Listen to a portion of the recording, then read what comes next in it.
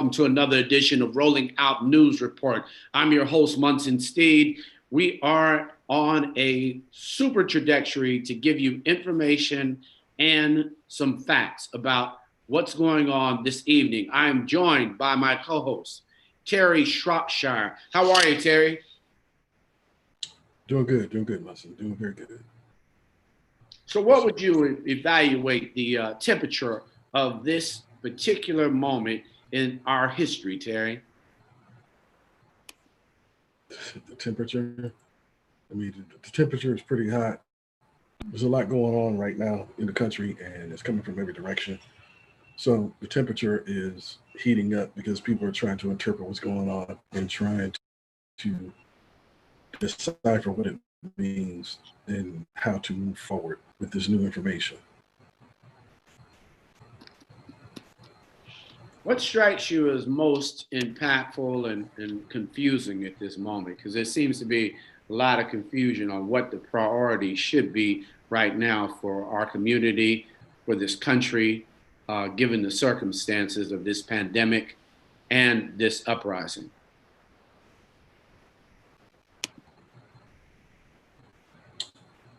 The most confusing thing is just it's just the confluence of different circumstances intersecting at the same time, and people not taking it seriously or misinterpreting it, or not. It's just people have this laissez-faire attitude about the coronavirus and are not heeding the advice of the medical practitioners who have repeatedly stated that we need to take certain precautions. And then there's the issue of the pandemic and police brutality, which is rearing its head like weeds in a field all over the place. And so it needs to be chopped down. So there's the national discussion on police reform. And so those are the most confusing things at this particular juncture. And then there's other things that we're dealing with, like the murderous hornet and other things that are going on.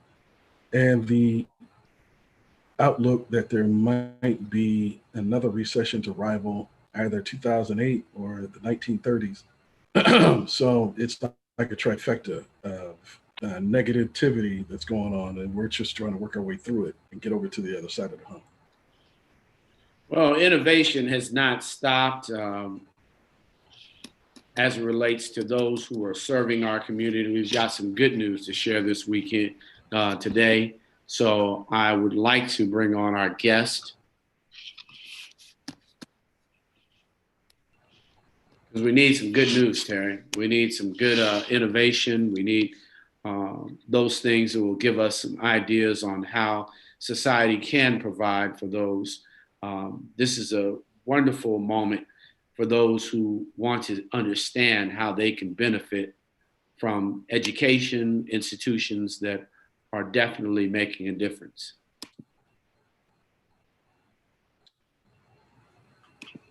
Yeah, that's right.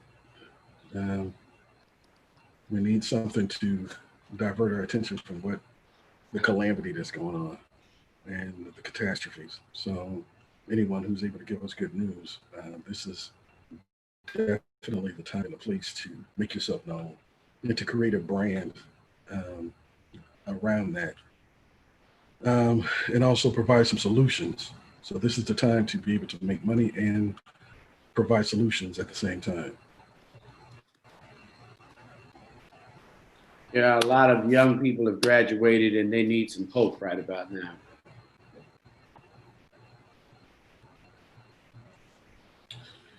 Yes, absolutely. Yeah, a lot of people are hurting. There's a lot of uncertainty. And so people are searching for answers, and they're striking out in anger and sometimes destructive ways. And then when you have the pushback from the government and the highest levels of the government, it adds to the calamity. Hey, Mayor, how are you? I'm good. How are you? Oh, there she is. My favorite college president. How are you? Good with all of that. Yes, I'm fine. Good to see Been you. a minute. You're Yeah. doing such great work. Well, I'm here with Terry Shropshire, my co-host, and ladies and gentlemen, all those with Rolling Out News Report. I'm joined by Z. Scott, the president, and definitely one of the most creative leaders that truly is leading our community, Chicago, and around the world, an example of what excellence looks like, what empathy looks like, what a community service looks like. I really appreciate all that you're doing. I see you brought a guest from the Joyce Foundation. We really are excited about you coming on, rolling out news report, because you make a difference in our community. So if you would let our audience know this great news about this great program first, President Scott, and then Zamir, given that you're a mathematician, we'll let you add something to this. Well, good evening, everyone. As Munson mentioned, my name is Z. Scott. I'm the president of Chicago State University. And a couple of days ago, we made an announcement of our new program called Cougar Commitment. It is a commitment to our student scholars who are interested in coming into college and moving through to completion. Now, the Cougar Commitment Program starts with our freshman students in what's called our RISE Academy. We're offering our students a 5-week holistic program that will introduce them to college. They take one college-bearing course, and they also learn skills in financial literacy, and they are given high access to an advisor. And when they complete that 5-week program, they are now eligible for free tuition during their freshman year of college, along with a laptop computer that's also free and internet access. Boom. Go ahead. Boom. Boom. Here, drop the mic. You know, you got to drop the mic. Yes, we're very excited. I'm glad to see one of our important partner here in Samir and the Joyce Foundation.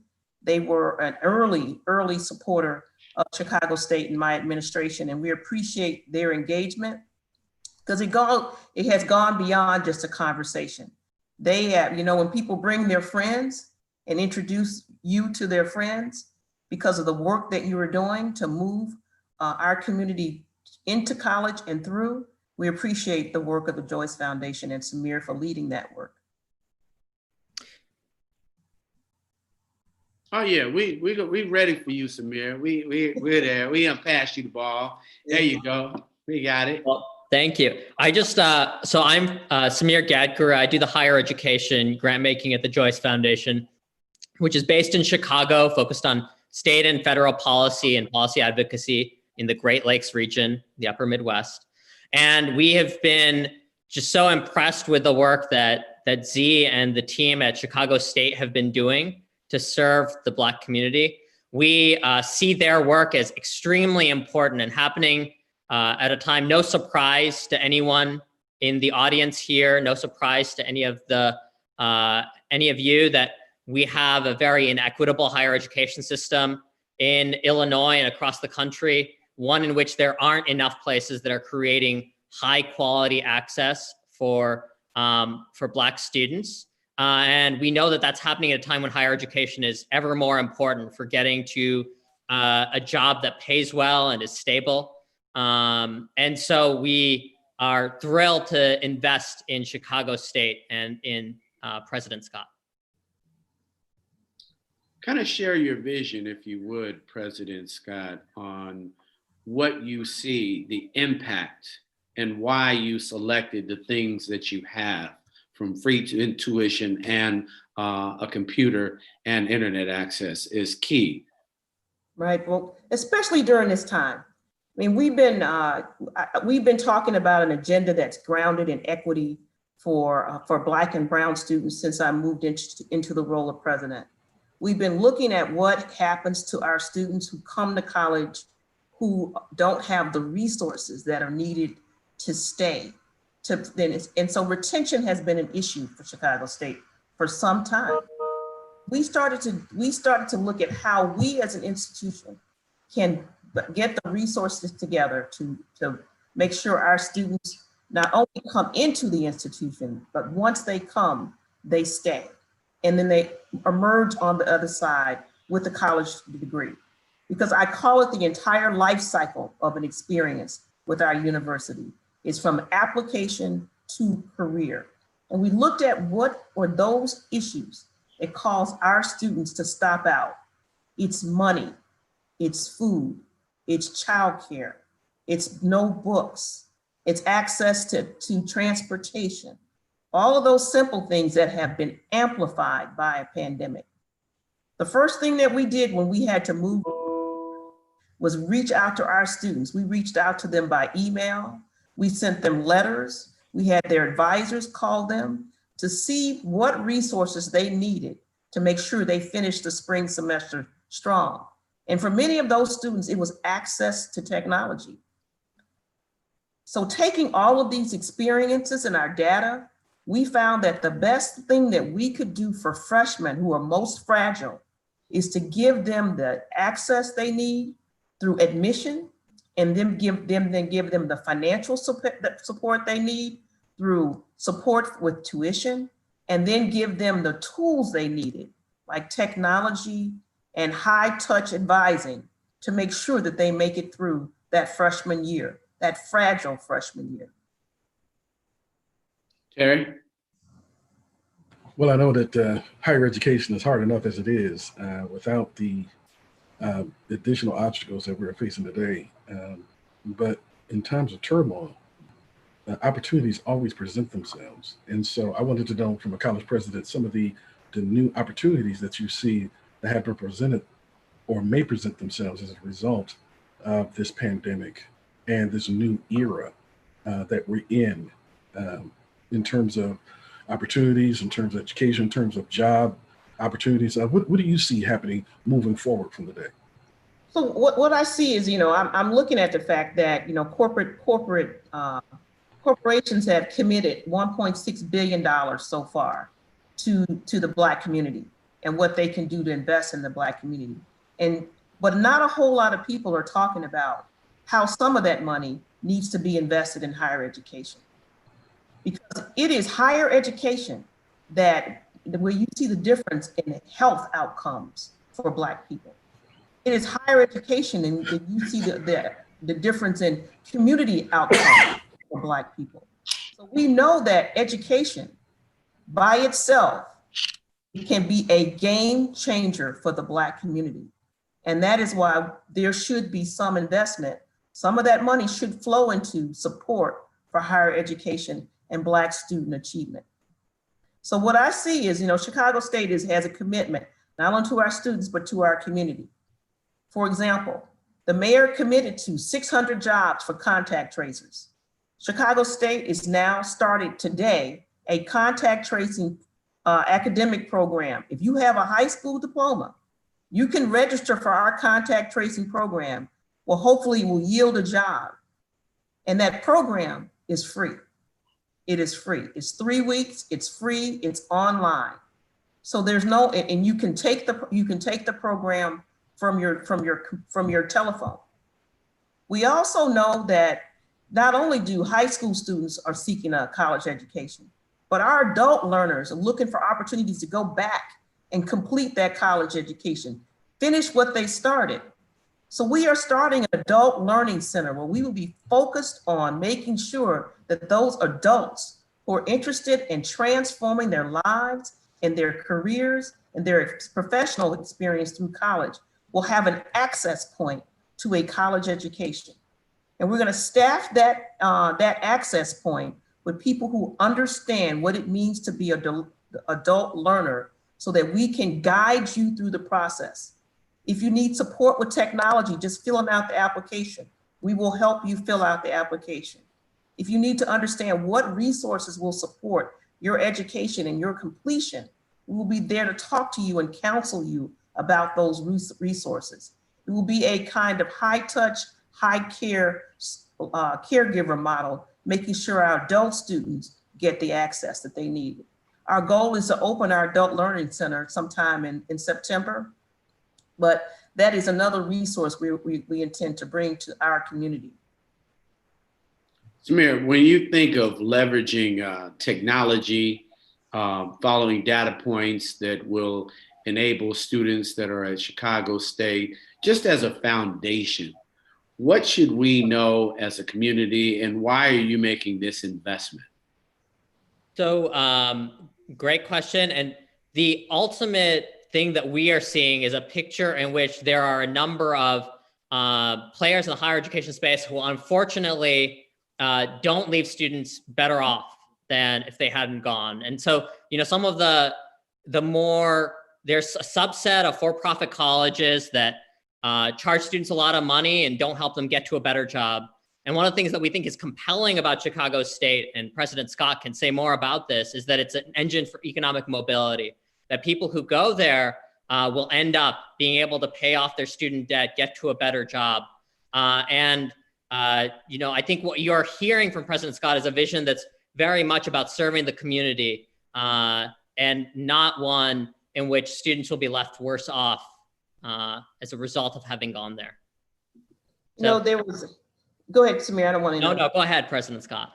There was a Harvard economist who's known for studying economic issues and community issues, who took a look at what universities in this country actually move low-income students up the economic ladder, economic mobility. He took a look at Chicago State, and in his research, he determined that Chicago State was number 2 in Illinois for moving students up the economic ladder, and that we are in the top 4% of over 2,000 universities nationally in moving students up the economic ladder. So that proves that a degree from Chicago State promotes economic mobility for Black students. And when we think about STEM as a really important field that students need and that's going to pay off for years to come, I believe, President Scott, Chicago State is one of the top institutions in terms of Black physics graduates, isn't it? Yes, Chicago State is number 2 in the country in graduating Black students with degrees in physics. We're number 1 in the Midwest in graduating diverse students with degrees and doctoral degrees in pharmacy. And when our students exit with a degree in nursing, occupational therapy, and our health sciences fields, 100% employment. And so those are the kind of statistics that our learners want to hear and our families want to hear when they're thinking about whether college is a good choice for their students. I see.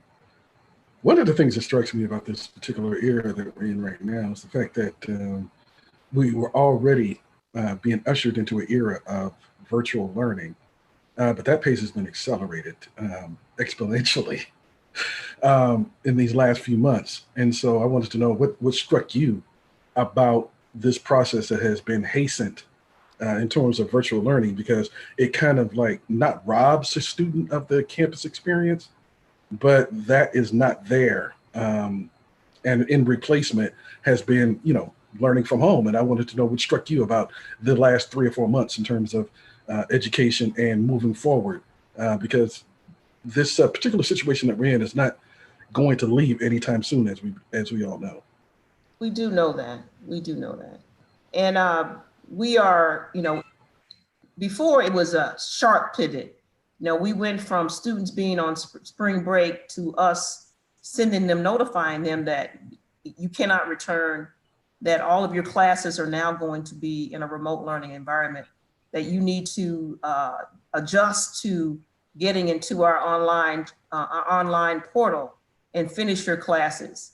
And we also gave the students the option of choosing pass, no pass option after it. And if they chose that option, it had to be an educated option, because you had to seek your advisor, not only your academic advisor, but your financial aid advisor had to give you advice on whether this is a good option for you.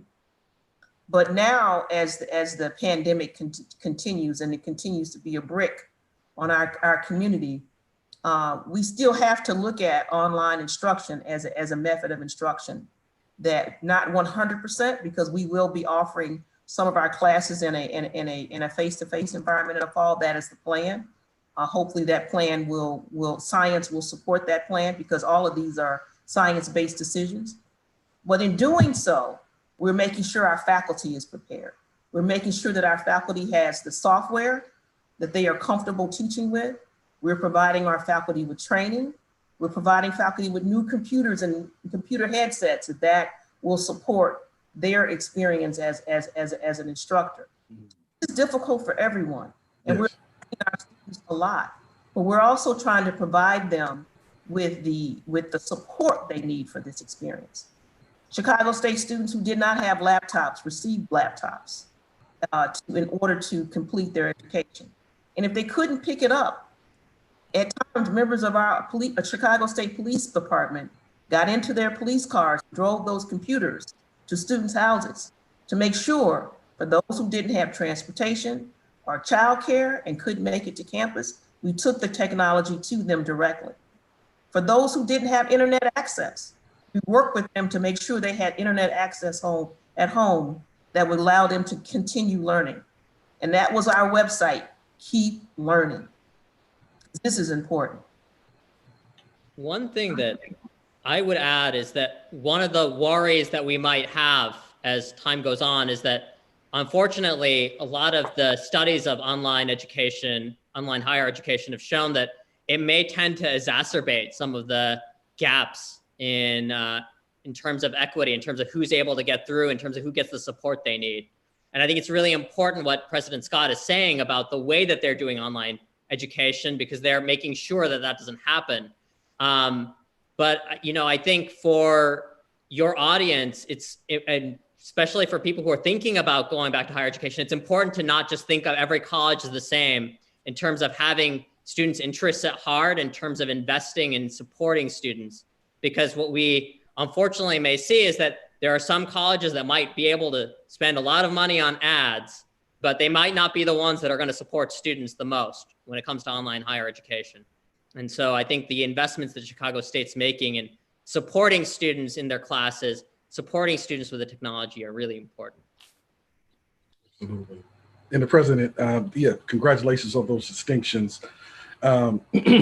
As a man who's a word master, who can't count to 3 with 2 hands, I wanted to figure out, you were talking about physics, and you're ranked nationally in the top 5 in physics.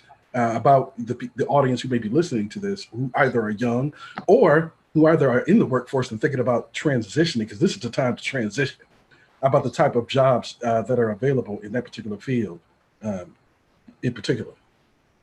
Well, first of all, many of our students in the sciences go on to acquire graduate degrees, or they move into some of our laboratory spaces, like Argonne Labs, with whom we have a very strong relationship with.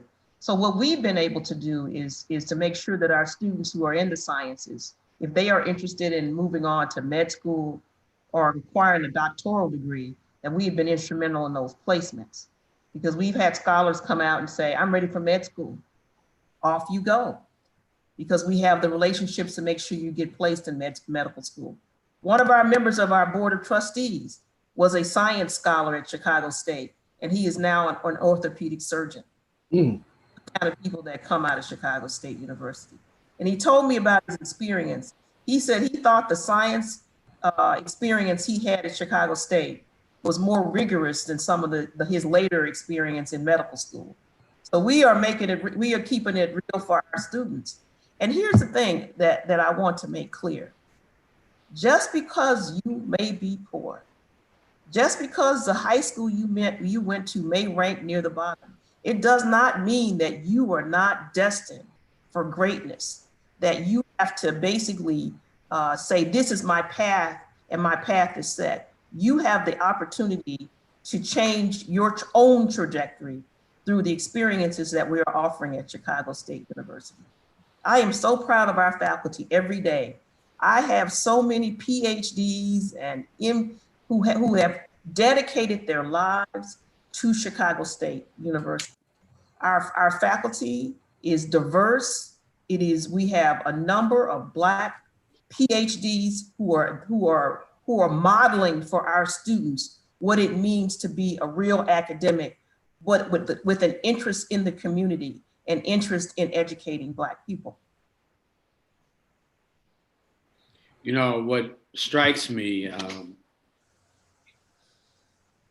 my dear president, is how committed and honest and real you are keeping the experience to serve our community. So, Samir, I think you need to double down over there and make sure that you call our brother that runs the Ford Foundation, and make sure that they double down to kind of match what you're doing. I think the real cause, Samir, and I'm glad you joined us here at Falling Out News, is really making sure that we're not looking at that 1.6 billion, but that people are really holding Mark Zuckerberg and others in Silicon Valley who are making billions off Instagram, and the students that attend Chicago State and those in our community, and the foundation community begins to hold them accountable. I think that we're $1 trillion economy, just ours. And I'm not sure, Samir's the mathematician. I think this is the moment to endow Chicago State, like the Joyce Foundation is investment. And I think our ask and demand needs to be louder at this moment, so that none of the dreams that you have for those students that you look in the eye and serve can't be achieved. I think that you're the model for asking both Comcast CEO that it's his turn. I think any bank that's there, Samir, but I think it's a new ask at this moment, because 1.6 billion is peanuts for many of these organizations. So I commend you on your commitment, Mr. President. I think you are the epitome of someone who cares and doesn't just care, but literally is equipping people for their greatness. So I'd like to know, Samir, what do you see the role that foundations are having to reassess how they approach institutions like Chicago State, and how can we do better to serve and support an institution so that physics and young students, even early entrance, so that a child can get in at 16 and be nurtured at such an institution, because it's those type programs that will really introduce them to those scientists that they see themselves wanting to admire and be a part of. Absolutely. Well, I think that you hit the nail on the head in terms of this demanding a systemic response. We invested in Chicago State some time ago, seeing the compelling vision from President Scott. But the truth is that Chicago State and many of the institutions that are serving Black students around the country need to be supported by their state governments and by the federal government. And one of the worrying things that we might see in this pandemic is, as the economy unfortunately is not doing well, state governments might be tempted to cut back their support instead of supporting institutions that are serving Black students even more. And so they need to not do that. They need to support institutions like Chicago State.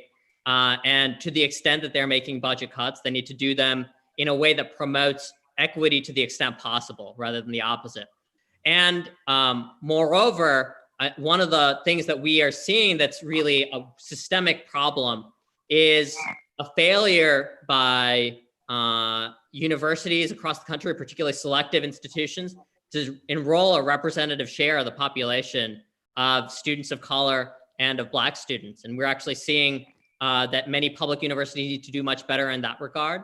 And I second your call for the foundation community to support institutions like Chicago State in their need to have money on hand to be able to make the investments in student support that President Scott is talking about. Well, I think President Scott, when you think about the fact that you wanted every student to have, every freshman in this Cougar program to have a computer, what's your vision and why?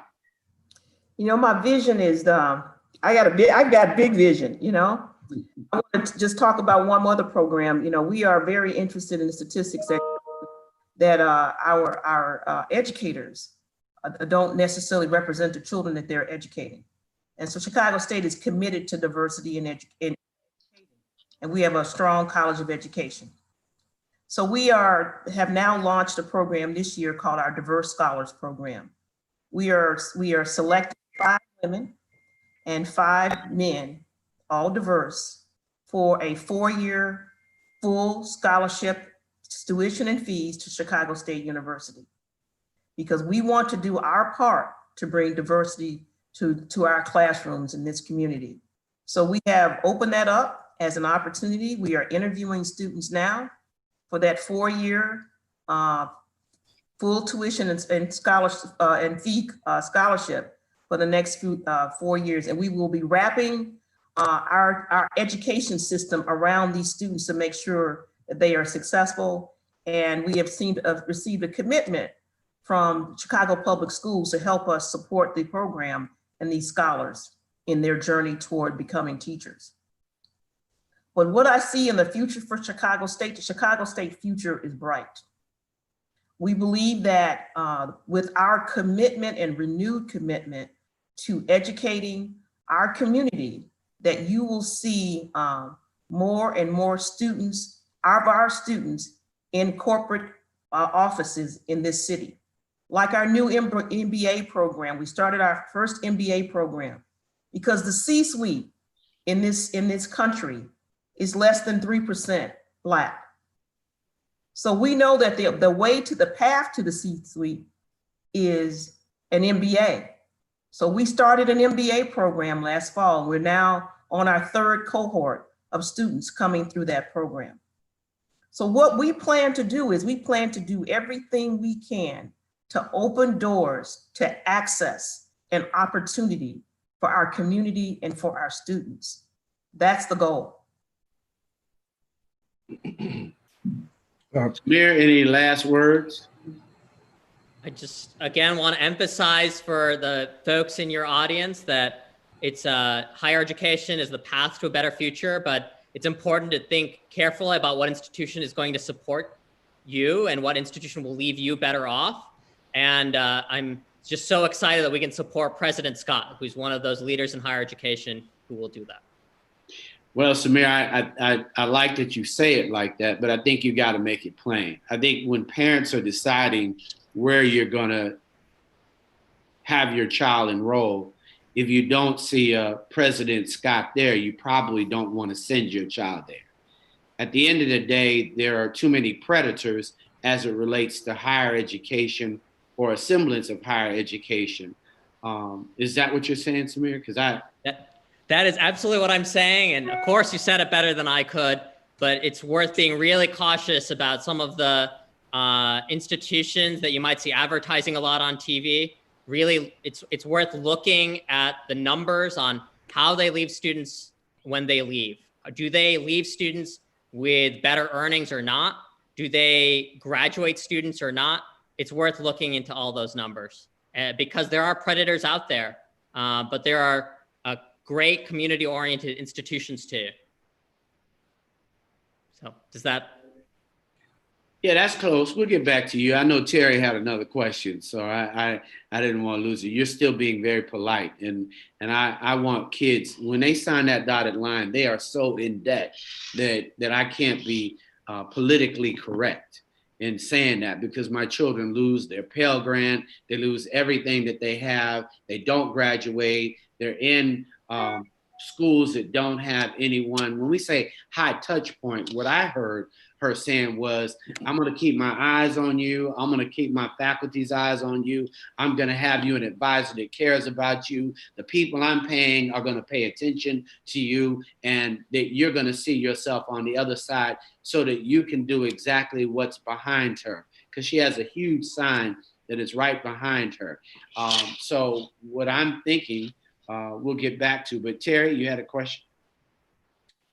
Well, I mean, I was just impressed with President Scott and her commitment, not only to the kids who are coming up, the youth, but also in this era, people with job losses and layoffs and consolidations. There's an opportunity here. And I've heard a lot of talk more than ever before about people who are already in the workforce and being able to transition. You touched upon that, but I wanted to give you an opportunity to elaborate the infrastructure that you have set up at your school to help people who are already in the workforce and who may be out of a job, or maybe just at this time wanting very much to pursue their dreams that they weren't able to do before because they had a family, to do so at this particular juncture. I mean, it's time to think about where you are in your life. If you are at a pivot point and you're thinking to yourself that, you know, that pivot may take me to pursuing another career, this is the time to do it. I mean, the thing that we're also doing is making sure that the career and the opportunities that we're offering our students will lead to meaningful jobs. We just don't want you to come into a relationship with Chicago State that doesn't end in a career. For example, we just started a partnership with Olive Harvey on supply chain and logistics. So Olive Harvey, through our relationship with Olive Harvey, it's a pathway program. You spend 2 years at Olive Harvey earning a degree in supply chain management and logistics, and you get, if you're not ready to finish, come on over to Chicago State and earn the bachelor's. Those are the kind of pathway programs we're building. Say you want to be a lawyer, and we now have a pathway program with UIC John Marshall's Law School. Spend 3 years with Chicago State and spend that 4th year of your undergrad experience in law school. We have what's called a 3+3 program. So instead of spending 4 years in undergrad and 3 years in law school, we have locked off a whole year of that experience by building a program where you can enter law school your senior year of college. Trying to build lawyers for this legal profession that often doesn't see diversity. It's that kind of creativity. You want to be a pharmacist and you have a high aptitude for pharmacy. Come to Chicago State. Spend 2 or 3 years going through a science program. And in that 4th year or that 3rd year, depending on your transcript, you can enter our 4-year doctoral degree program and get that doctoral degree in that 4-year period, but quicker than you otherwise would have if you had not come to Chicago State. So we're taking 2 years or 1 year off of that experience, all to help promote academic excellence and promote minority students through our science programs. So these are the kind of opportunities we are building for our community. Thank you, Doctor. Well, it's good we're all just sitting here in silence, but I had one more. Samir, as it relates to foundations, there is a new accountability when you think about how you actually think about your investment. What inspires you most about this CEO's vision for the community that she serves? Well, look, the Joyce Foundation has been worried about some of the racial inequities that we see in our society, and we've been investing in that for the past few years. When we look at the field of higher education, we look particularly in Illinois, what we see is a system that doesn't create fair access for Black students. And what we find so compelling about Chicago State is that it is committed to doing that, and it's committed to supporting students through their degrees, and doing so in a way that will leave them in a position to take on jobs that our economy is going to need in the future. So that's what we are excited about. It's an institution that has a vision that is rooted in the community, that's looking to serve Black students in Illinois and help them get to a bachelor's degree. And we're just really excited about the work that they're doing. Terry? No, I didn't have any more questions except to congratulate Dr. Scott on providing, an institution and an infrastructure that can help people who are beginning in for our freshmen, which is the most pivotal year. If you can get through your freshman year, you can get through it. Just like, what they say in the military, which I was, if you can get through basic training, you can get it. You can make it in the military. So I understand that. And then providing a program or set of programs by which people who want to change careers can do that. So I just wanted to congratulate you on that, and also for the distinctions that Chicago State is known by around the country. And I just wanted to take my hats off and salute you for that. Well, we also have our military and ROTC on the campus too. Oh, see there, go ahead, go right on ahead. So, we are also fortunate that the Coast Guard, we have one of three predominantly Black institutions in the country that has a Coast Guard program. So students who are interested in a career in the Coast Guard can enter their junior year. It comes with a hefty monthly stipend, opportunity for leadership and training for a career in the Coast Guard, because there's a Coast Guard installation here in Illinois and in the Chicago area. So they have signed a memorandum of understanding with the Coast Guard last year that brought that program on campus, and we're looking for our students who are interested in that Coast Guard opportunity. Absolutely. And if I had known what I know when I was in the military, and and found out that I was smarter than some of the people with 1 or 2 degrees, that when they came in, I was just like, well, maybe I should have went to school first, but I went to school afterwards. But yeah, that's another option that you can add, and then go into the military at an advanced level, which is always best for your career. So yeah, so congratulations on that as well. Yeah, that's another track. We're excited about that program. They bring their once a year, they bring their boats down and they bring their helicopter down and to show it off for our students. And we are our next virtual open house. A member of the Coast Guard will be on the open house with us to give us students a real good look at that program, a good look into it. Congratulations, Doctor. Well, Samir, I'm glad and want you to just double down again and bring some more foundation friends for Chicago State. But what I hear, President Scott, is the dignity that you allow many freshmen to start on an even keel. Right. At least they can actually start with the computer and don't have to ask their parents for that. At least they have a financial advisor and at least a runway on how to approach educating themselves in a system that many get lost because they might be the first generation. Right, many of them are. And every data point is often stacked against Black students. Here's the level playing field that we're trying to make available to them.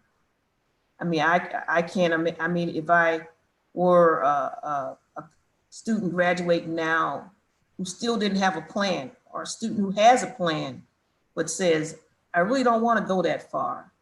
I'm worried about how much it's going to cost my parents, or I'm worried whether I'm going to be comfortable being away from home that far. Think about Chicago State is in your backyard. And if you decide, I don't want to live at home, we do have a dorm.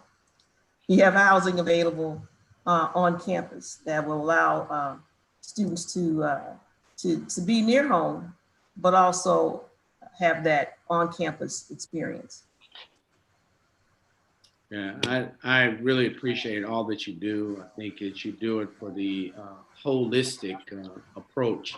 I think the difference for me, obviously, as a Morehouse grad, is the professional level of entry that you're giving to anyone who comes to Chicago State. I mean, they are entering the workforce as Black professionals. And that is a huge issue, because if you don't enter, you think of all these people on the front line right now. They're just not entering as professionals. And I think what you give to the next generation is at least a step up into the professional ranks when they start their lives. And that changes their life completely. So want to thank you and Samir for coming on Rolling Out News Report. You want to close us out? Are you pointing to me, or are you pointing? Yes, President Scott, you're the only reason why we're here. You know what? I'm happy to close you out. First of all, before I start most of my team meetings, we sing this our school song, and it's called Honor and Glory. And because I people who work at Chicago State have a commitment to the work that we're doing, and if that commitment shows up real every day. And I'm so pleased to have been able to walk this journey in a way, that really is so fulfilling to my own personal life.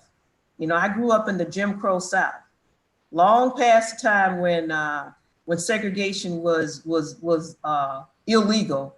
It was still legal in Shreveport, Louisiana. So I know what it's like to go in the back door. I know what it's like to sit separate from people in a movie theater. I know what it's like not to be able to try clothing on in a store. I've had that experience. And the thing that changed my life is education.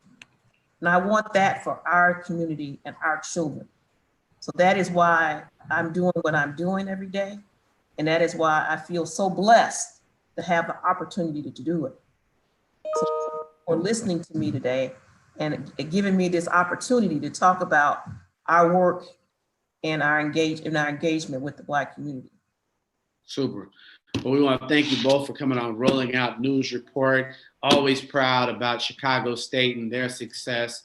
And Samir, let's double down, stay in touch, but take care of President Scott. We really Thank you. need her. We really need her. So Yeah. we'll see you real soon. And I look forward next time when you get a moment, why don't you bring the few of your freshmen on and a couple of your, so that we can just kind of do a little town hall on how this progress, how the kids feel about their new computers, any of them coming in the 5-year program, just so that we can kind of go full circle on what seems like a concept into from a thought through a thing here on Rolling Out News Report. Well, thank you for having me today. I appreciate it. Thank you so much. Me as well. Thank you. Take care. Bye. Peace. Bye-bye. Bye-bye. Terry, Hey, what's happening? I tell you, man, it's a rough moment for the community, but that was excellent news. Yeah, it was.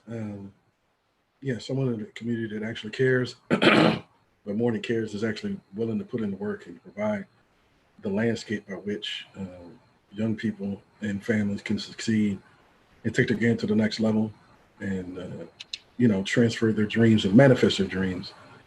So this is excellent news. And to be able to have a viable action plan to make that happen. And so this is excellent news amid the blizzard of bad news and negativity that we have seen and experienced these last couple of months. This is something that's needed. Yeah, no, it's a wonderful program. And thanks to the Joyce Foundation for all that they do. Corona's going up, man. Well, I mean, I said it. I've been saying it for weeks. The medical pundits said it.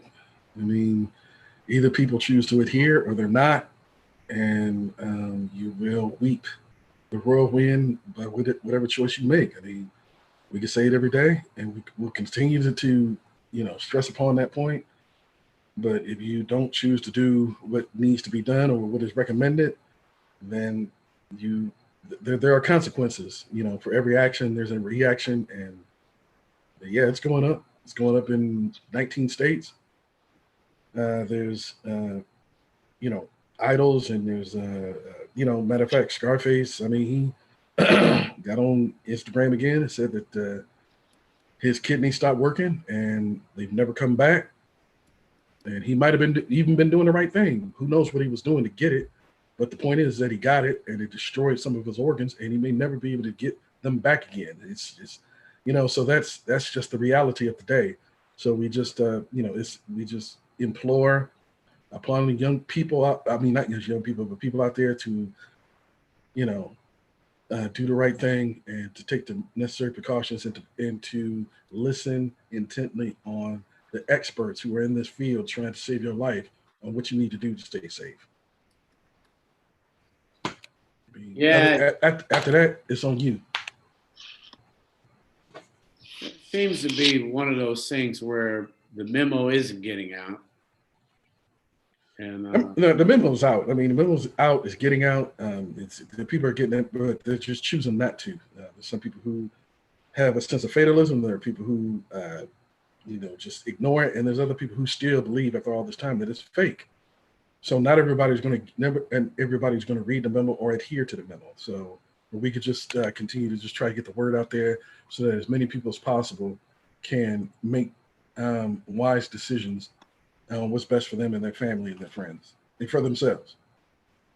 Oh, no, when I went to vote, the people inside the voting area did not have masks or gloves, and I don't know that they were provided them with them. Or if they were provided it, if they chose not to wear it, or if they were given it, or if they had it, they just thought that the air is clear. I mean, I see it at grocery stores. I see it at restaurants. I see it. I mean, I see it throughout the city, and it's probably the same at other cities. There are people who are taking the necessary precautions, and there are other people who are not. There are other people who are keeping us the distance, and there are other people who are not. I mean, I was just thinking about considering doing Instacart from now on instead of going to the grocery stores, because I'm really getting tired of people not adhering to my space, especially when I'm getting in line to pay for my stuff and you're right on top of me, breathing hard or talking out loud on the phone, and you're breathing on my neck. I want to let you know that it's not appreciated, but at the same time, I still want to go to the grocery store because human beings, we need human contact. And so we're interdependent people. That's the way God made us. So we're not made to be isolated or live in our own silos. But I have considered doing Instacart because I'm tired of people who are not taking precautions are the ones who are getting up on top of me. So I just wish that would happen. But absent of that, we just have to take precautions and then just stay in touch with God and then live your life. That's all we can do. So what do you tell them when they get up on you, Terry? I mean, it's just that people are on edge. So I try to not to even say too much. I just try to adjust, to try to look, at them, to let them know that their closeness, their proximity to me is not appreciated.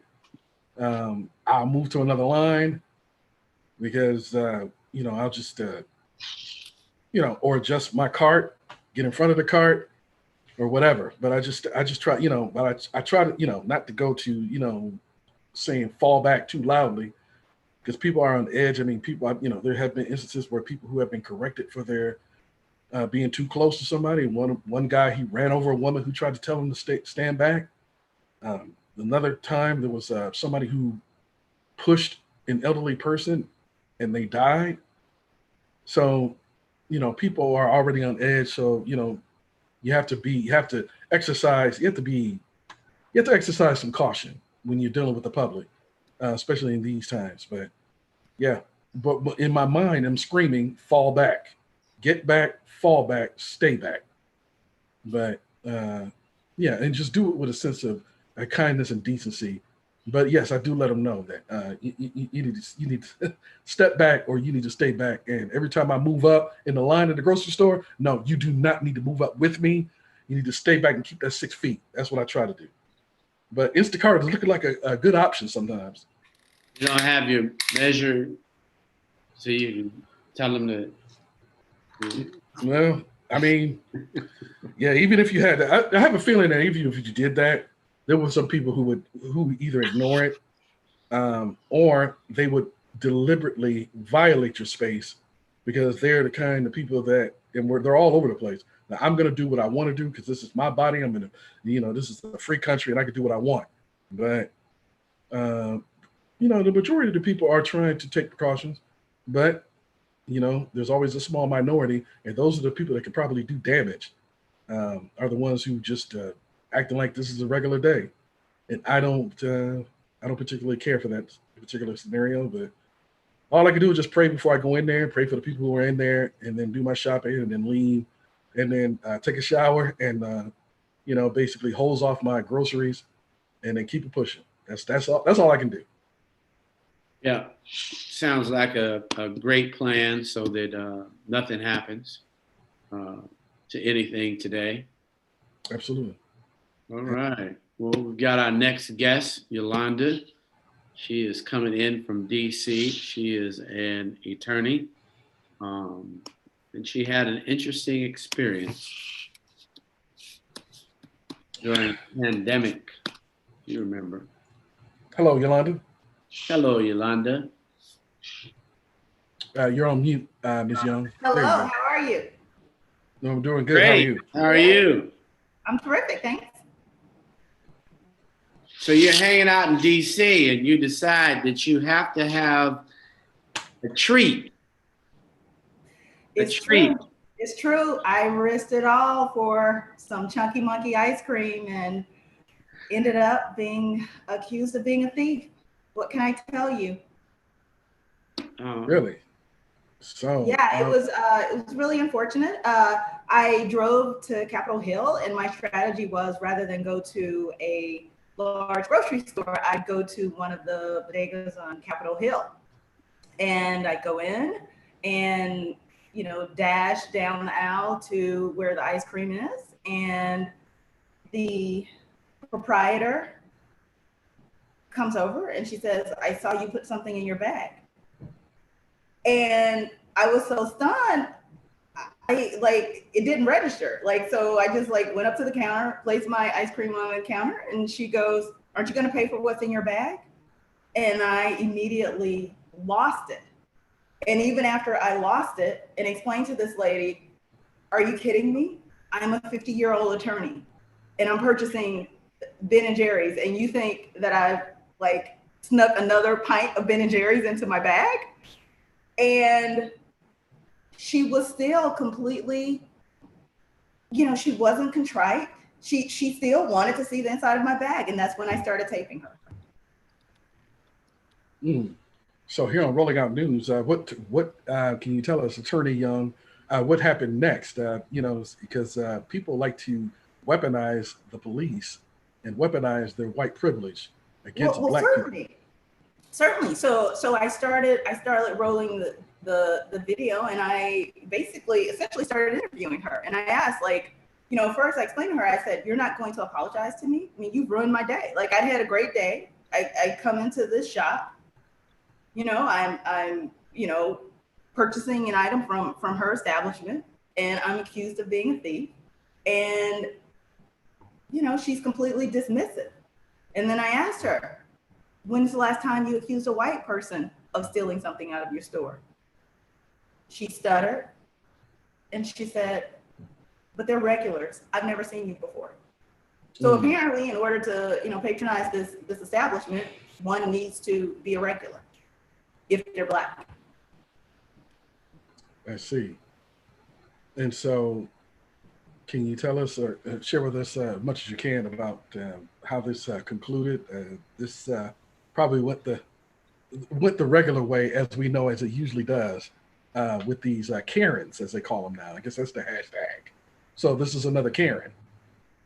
This is essentially another Karen. And I tell you, what really disturbed me was, what I want you to understand, what I want you to understand is how hurtful what you did is. Can I take him first?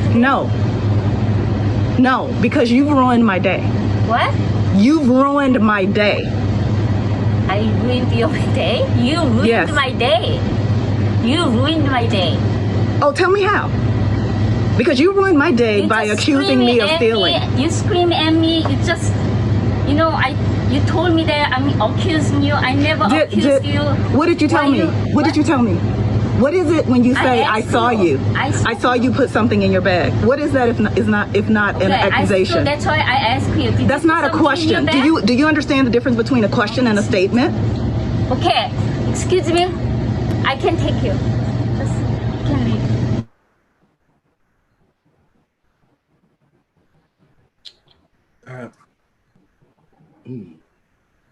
Ms. Young? and so this video concludes, actually, unfortunately, with an assault. She slaps my phone and my hand. So at no point doing this entire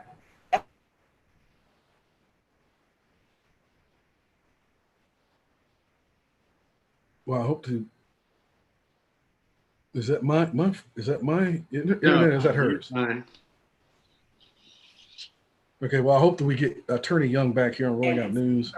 her. Ms. Young, yeah, we were talking about the assault, and then you got cut off. So can you start back to where you said this ended with an assault and continue from there?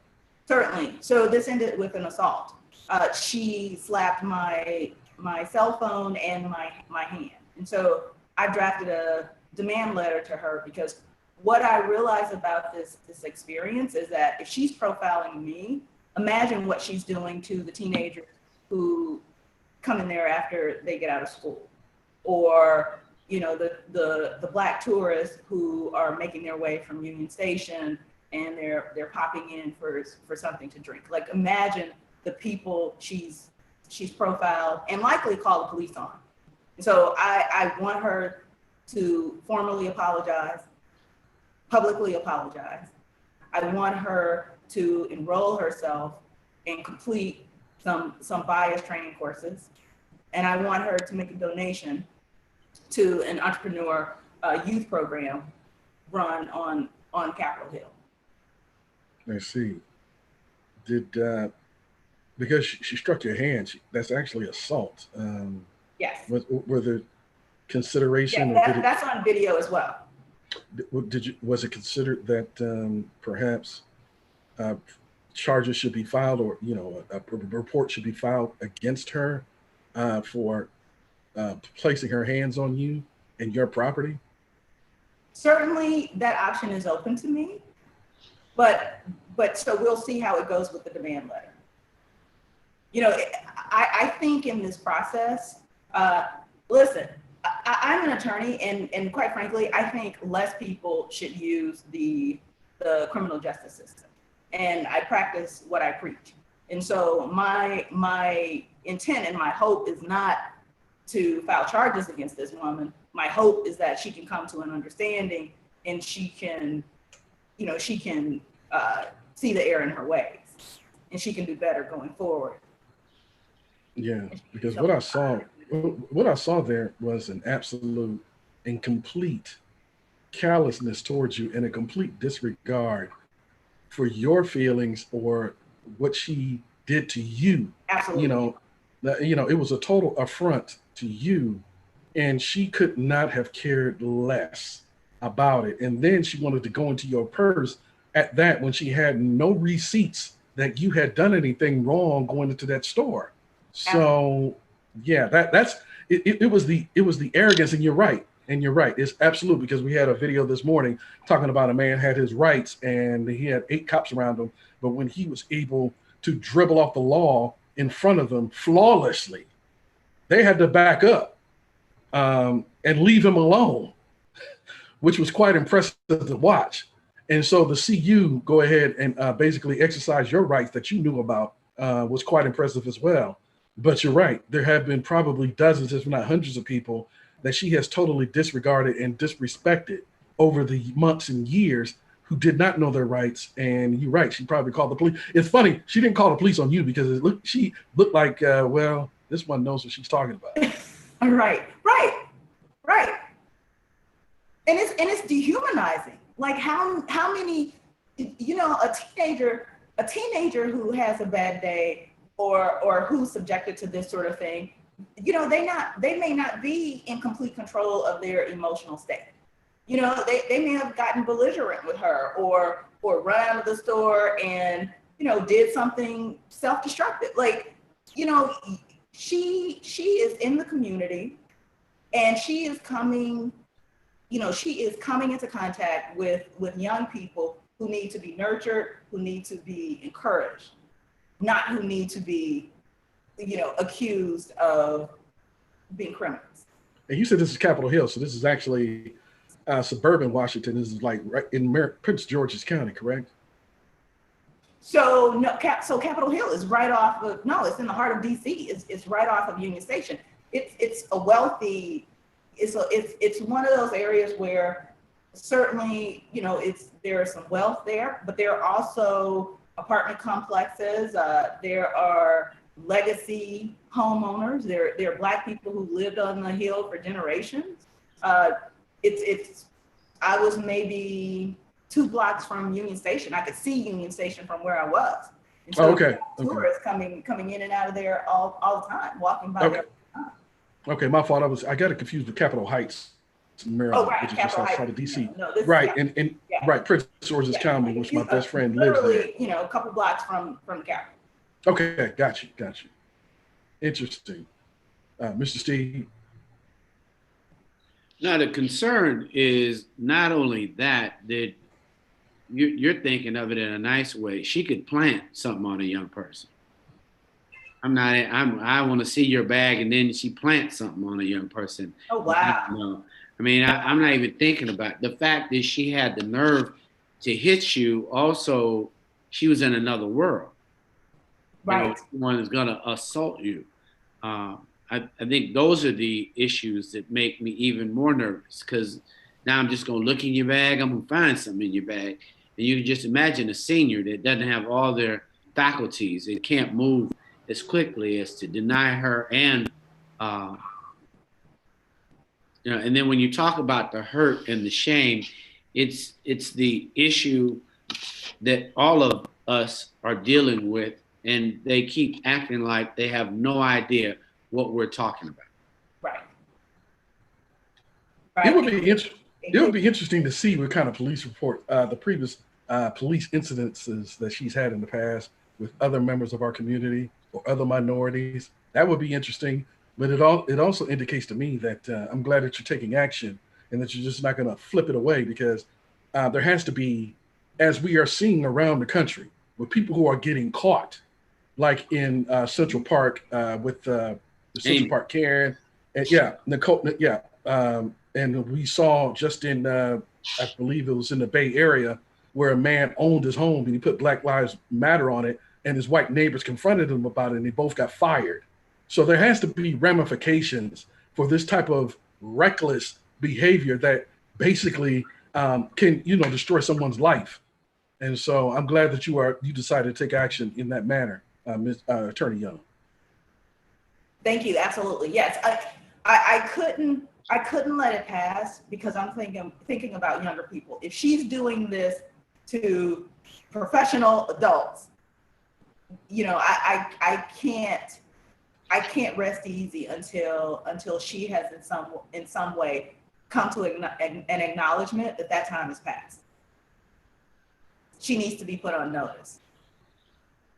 Yes, and not only that, put on notice, because she has to know that there are repercussions,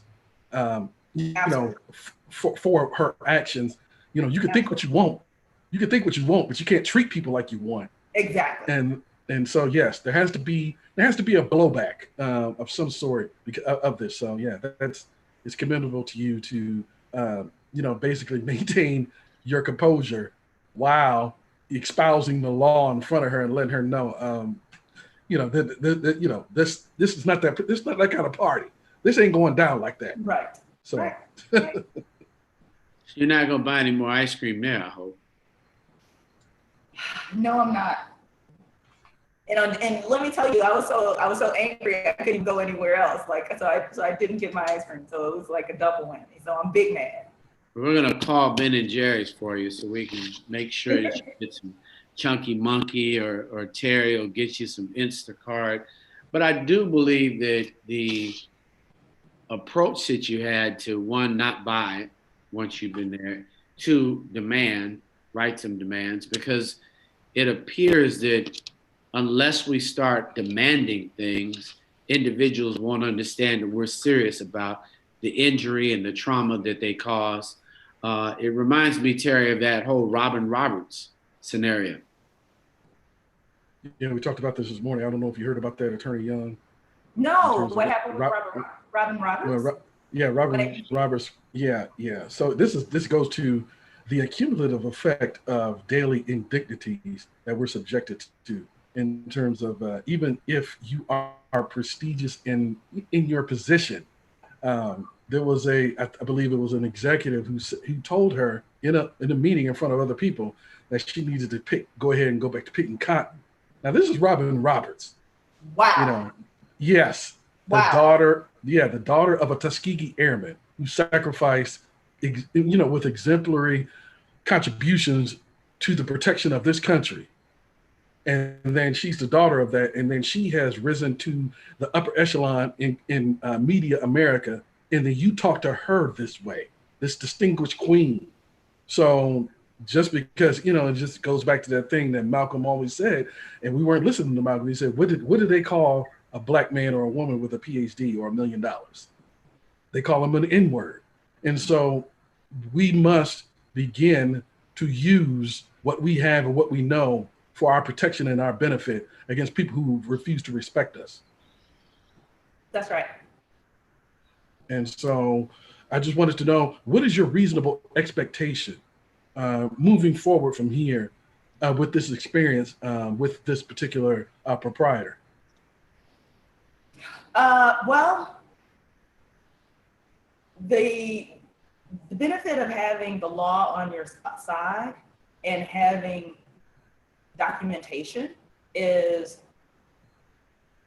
the expectation can be high, because if she does not adhere to my demands, then I'll have no other choice but to press charges against her. Mm-hmm. I'm giving her the opportunity to see the error in her ways and to make amends. If she's unwilling to make amends, then she leaves me no other choice. I see. And the thing about it is that, it's almost as if when she found out that she couldn't get whatever she was trying to do, when it wasn't working, she totally dismissed you, like, now you can leave, please go away. But it's too late after that, you know what I'm saying? Right. You don't dictate at that point. Right. Yeah. Yeah, it's almost in the video that you started in. Right. The video that you start in is not going away. You starred in this video. You starred in the assault on me. Exactly. You started on trying to destroy my property and attack me. Exactly. You really were working to intimidate me, to make me go away, to act as though I don't exist. And I should forget that you tried to take my dignity, that you tried to run me away and take my money and accuse me, so I would question myself and think, did I steal something? And I'm thinking, I'm just trying to think to myself, it was just like so intrusive. It was like she performed invasive surgery on your soul that day, and it was unprovoked. And then she just wants you to walk away. She just want to walk away from it when she didn't get the response that she was expecting. And so I just, it just the arrogance of that. No, and that's absolutely right. And here is the ultimate irony. In all of these situations, in the Central Park case, it was the white woman who was breaking the law. In this particular instance, we're in Washington, D.C. I was inside of her store. When you walk into her store, there's a note on the door saying you cannot enter without a mask. She didn't have on a mask. And she got in my face and she yelled at me without a mask. So in fact, she was the one breaking the law. Boom. So the arrogance.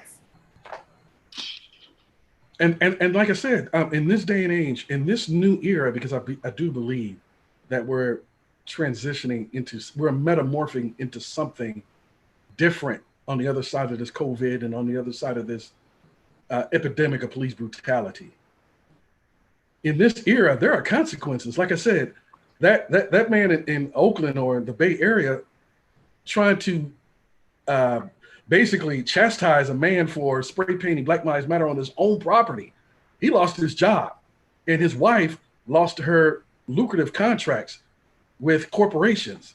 And then in Central Park, that woman lost her job immediately. So there are consequences for these types of behavior.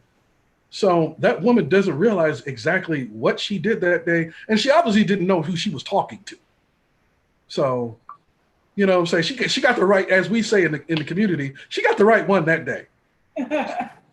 So, it'll be interesting to see, and I would love to see how this progress moving forward, Attorney Young, in terms of providing a blueprint about how you go about interacting with people and getting restitution of sorts with people who basically not only disrespect you, but also she was breaking the law. I mean, she was the one violating the guidelines, and you were doing everything that you were supposed to do. She was the one who was afoul of the law, and then she's going to try to break you down. Well, okay. And so she, you know what I'm saying? So at that point, Attorney Young, you said to yourself, okay, I got the joke for you. So I'd like to know how that joke turned out. Well, I'll definitely keep you abreast. Yes, ma'am. She'll have until the end of the week, perhaps Monday or Tuesday, to decide and to make it. If she doesn't do it by then we'll move forward. But they've got another powerful young lady there in your city. You are in DC. What are your thoughts on the current mayor, her Black Lives Matter plaza? And the fact that they're suing her. Mayor Bowser is outstanding. DC is incredibly well run, and it is one of the few major cities in which, you know, she does I think she does as good a job as one can in balancing the two forces. You know, the old school, the traditional Black working class residents, being respectful, being mindful, ensuring that every Black youth in DC has a summer job. So leveraging that power and that wealth that comes from the business and the government sector and the wealthy residents of the district. She does an outstanding job, but there's room for improvement. You know, her record on policing and that part of the budget, you know, there are some things that need to be addressed. But we always have to be mindful too of where we were in the context in which previous contracts with the police department, with law enforcement, you know, we have to be mindful of the time that era. And now we're in a different place, and I am very certain that she'll act appropriately. I see. What do you make of that? The lawsuits. There's a couple of organizations that have filed lawsuits against her for not only for the painting the plaza, Black Lives Matter, but also changing the street name. So there's a lot of people, as you might imagine, who aren't appreciating that very much. She keeps her composure, and unlike a lot of the people on the other side of the political divide, she knows the law. You know, our city's attorney general, Carl Racine is excellent.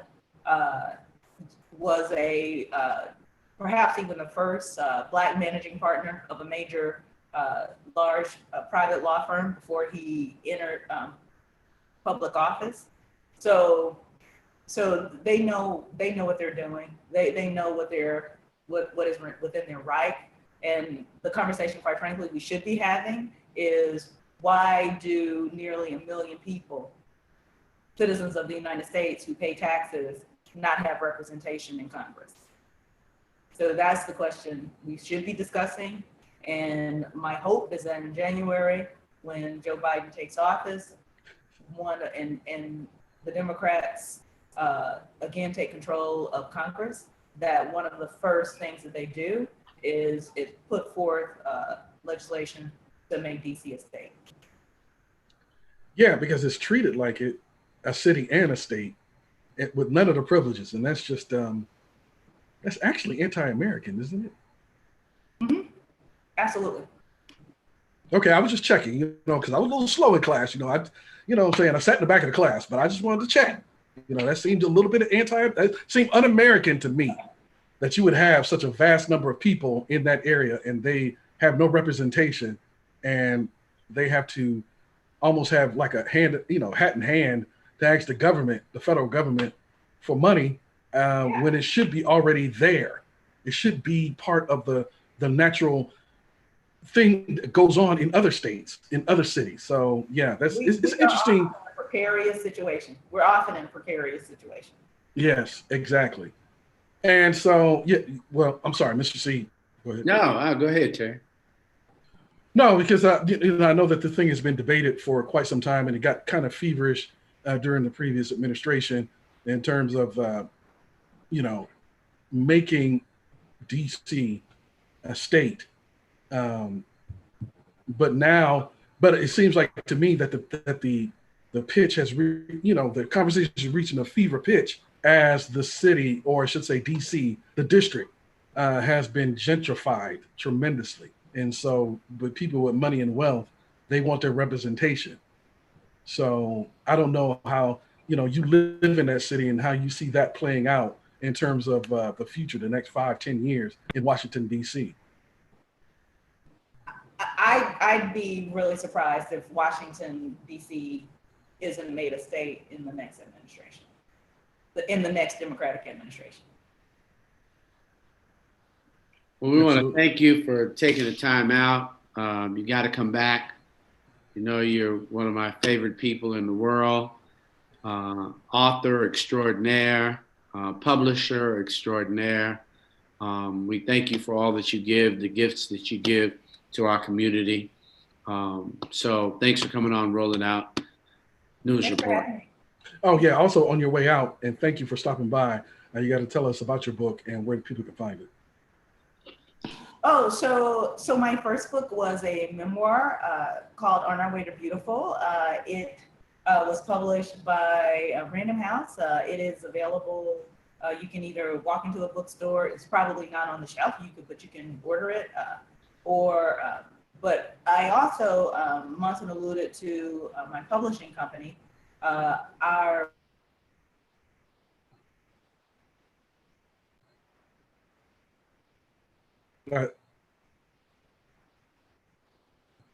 No, I think you're getting cut off. And we are looking forward to publishing the memoir of the president of Zeta Phi Beta to coincide with their centennial this year. Super. We got about half of that, Yolanda. We know that you're going to publish the president of Zeta Phi Beta's program and to go to align with the centennial. Anything else you want to let us know before we go? Okay, Terry. Why don't you close us out, Terry? Yes, Attorney Young. No, go ahead, Attorney Young. Okay. Well, thank you. Thank you very much, Attorney Young, for stopping by. We really appreciate it and sharing that story. And I hope that touches someone who actually, I hope that story does reach someone who can actually use that as a way to comport themselves in the future in professional settings, to where you don't have to resort to wilding out, as we call it, but that you can keep your composure and actually, eke out some type of recourse from the situation, and subject to people to ramifications for their behavior or their actions against you. So closing it out, that was the lesson of the day, is that educating yourself. We got that with the first guest from Chicago State University in terms of the importance of education, and this one in terms of educating yourself on the laws that protect you. But in America, they won't tell you. You have to go seek information. So you need to gird yourself and protect yourself with the laws of this country, so that you know how to protect yourself and advance yourself and live higher than you would have otherwise. So that is my message for the day. Super. Well, I'm Munson Seed, and this is Terry Shropshire. We thank you for tuning in to the Rolling Out News Report. Good evening. Thanks, Steve.